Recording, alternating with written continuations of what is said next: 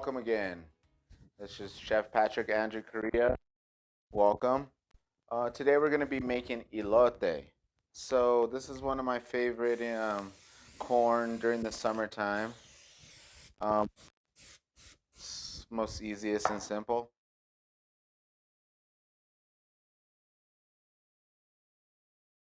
If you want to keep your corn husk on, like I said in the recipe, you can soak it for about, if it's cut open like this, I would say about 4 to 2 hours. If it still like has the whole husk and the bottom part on, I would say to soak it to about 4 to 8 hours, just so it gets through all these layers. So I'm gonna show you the easiest way to make this corn. It's up to your preference if you really want to do keep the husk on. We all know how husk can be.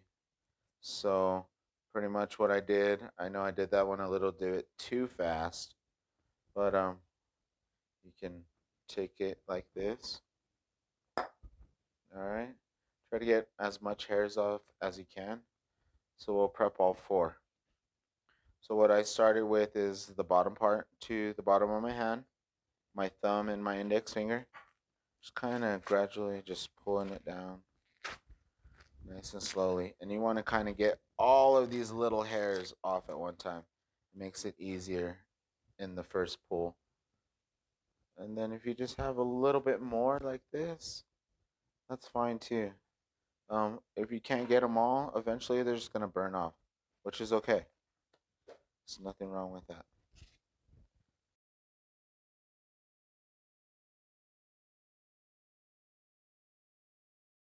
Sprayed it.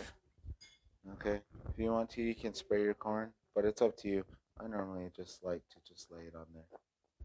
Just like that. If you have a grill, you can lay it any way you want. I like to put it in its little home, its little nuzzle sack. All right, and then we're gonna use those for about 15 to 20 minutes. Well, we're gonna turn them every 5 to 3, like it says on the recipe.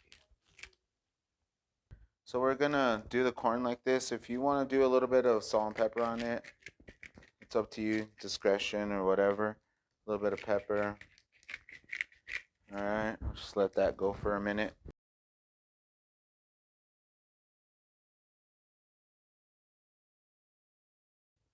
Okay, so right now we got our corn grilling. I got two for our next recipe going. Um, I think they're looking pretty good. Like I said, it was on a medium, high, low. I sprayed it with the Pam. Well, next, we're gonna make the sauce for the elote. So I got a quarter cup of mayo, and this is a traditional elote recipe. I have a lot of good friends that have street trucks out here in Albuquerque, New Mexico. So I talked to them a little bit, got a little bit of their ideas, and then I kind of came up with my own. So um, we'll see how this turns out. I tried it one time, but my children don't like corn, unfortunately. So we'll take this, put this to the side. All right, so what we're gonna do next is we're gonna take a little bit of the cilantro. It says about 2 tablespoons. Okay, so it'll probably be about this much. How I like to measure tablespoons is before it's rough chopped or chopped. Just one. Okay, that's one right there. All right, and then I'll show you the second one. All right. And then what do we do with the stems? Compost. All right, so we got about 2 tablespoons. Okay, if you don't like cilantro, you don't have to use cilantro.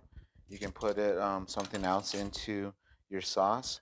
Okay, so we're gonna take it, and it's a little bit different than basil. So we're gonna kind of do like a nice little neat chop. So what I'm doing is I'm kind of bunching it all up. Doesn't matter which way it faces, like basil. You just bunch it up and go as fine as you can go. So we're gonna go 2 ways with this. 2 ways. So we're cutting one way. Okay, trying to get it as fine as we can, all right? Okay. And then what we're gonna do is we're gonna see how we chopped it one way. We're gonna turn it. So we go two ways. Two ways. You can go three ways, four ways. You didn't even go until it turns to dust in your cutting board if you want to. Let's see how you wanna not have so much of it in a bite if you're gonna utilize it in a sauce. So I think that's probably a little bit more than 2 tablespoons. So we're gonna use some of this for garnish. We'll leave this here. How about that? We'll leave that for garnish. All right, so what we're gonna do now is our corn is looking beautiful. Look at that, it's getting nice grill marks on it. Look at that, it's getting beautiful. We're gonna turn it over on its other little belly side, okay? All right, so we're gonna leave it just like that for the next 5 minutes, like we said. So 5 minutes on each side, okay? Okay, so next we're gonna finish up with the sauce. We're gonna take a lime. It says 1 lime zested. If it's a nice sized lime like this, we're probably gonna zest about half. Okay, if you don't have a micro planer, you can also use a regular zester. Let me see if I have one in my bag. I actually do have one in my bag. So you can use one just like this. If you don't have one like this, I believe even one just like this would be adjustable.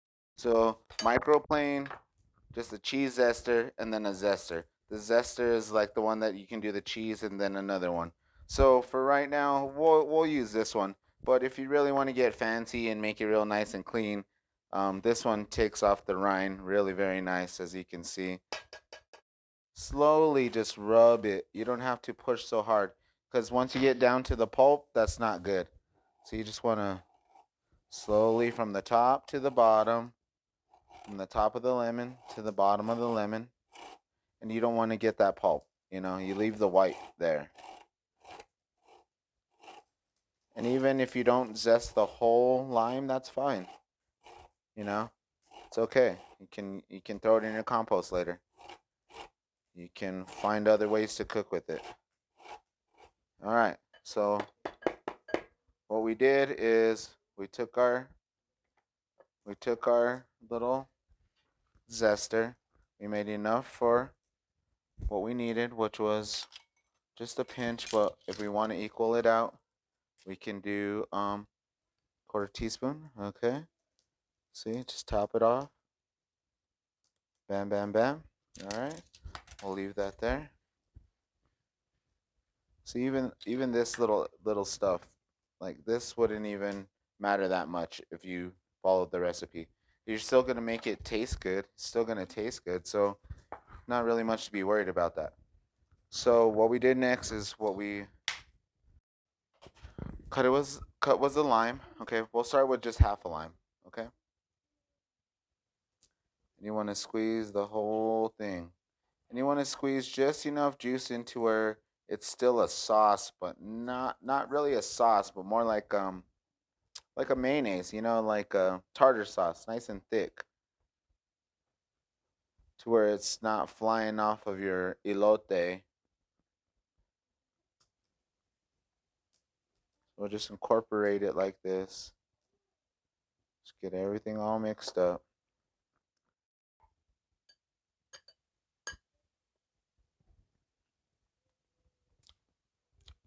I think it needs a little bit more salt, but that's just me. So we're gonna roll with this. We're gonna take another turn at our corn right now.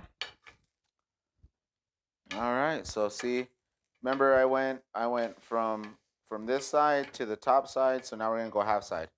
So we're getting all four corners, just like it says in the recipe. So you're working all four corners of the corn. Okay. So our sauce is all topped off. We need to blend up a little bit of this cojito, which we need to add a quarter cup to that, and then we're gonna just have extra for a garnish. Okay. So next, we got this nice cotija cheese. You can find it at your local grocery store. If you really wanna get in depth, they have it at Whole Foods. If you can't find it, it's still you can use mozzarella cheese or cheddar cheese, but this is what it looked like right here. So it's an aged part skim milk cheese, and then you can just take it apart. So it's really nice once you break it up, as you can see right here. See how it breaks up into little crumbles? You really don't have to do much to it. And it's used for tacos a lot. We're gonna use it on our elote. You can use it in sauces or just garnishes or whatnot. I actually saw some people use this as a substitute for ricotta cheese in their raviolis and their tortellinis and their manicottis, which is really healthy. It's healthier than actually using ricotta because that has so much fat content to it. So as you can see, it's a pretty nice cheese. So I'm just gonna break it up enough for the garnish, and then we can go from there to actually finishing our recipe. So what we needed was a quarter cup.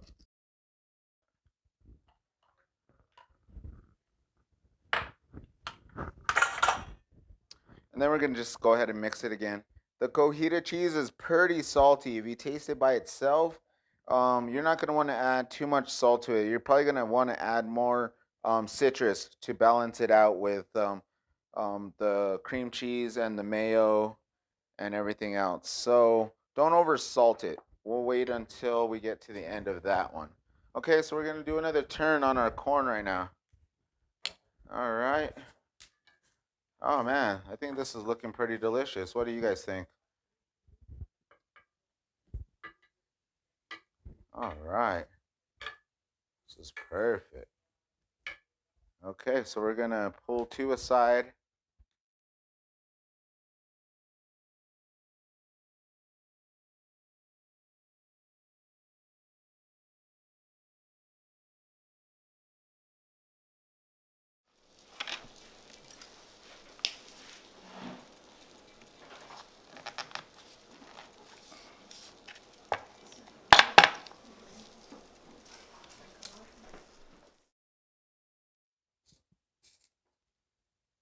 All right, these are about perfect. Once you start like seeing like the bottom kernel like prying away a little bit, the last bottom ones. See like these ones, this one's perfect right here. See? Once it comes off like that, I like it. I like it a lot. We're gonna take the corn, line them up nice and tight. However you want to do it. Depends on how many people you have in your family, okay? You can set it up like this. Alright. Take our mixture. Doesn't have to be a lot. It has that cojita cheese in there. So it doesn't need to be perfect. Like that. Just nice little spread on it. If you have a paintbrush or a spoon or whatever you like to use is also awesome. You don't want too much on it. You just want to coat it. And do a little bit of, the cilantro we had left over. Alright. Some cilantro right there. Alright. A little bit on each one. Get in every bite. And then, like I said, you can just do a little bit of some lime on it. And for the garnish, after the cilantro, we're going to sprinkle a little bit of this mixture that we love the most.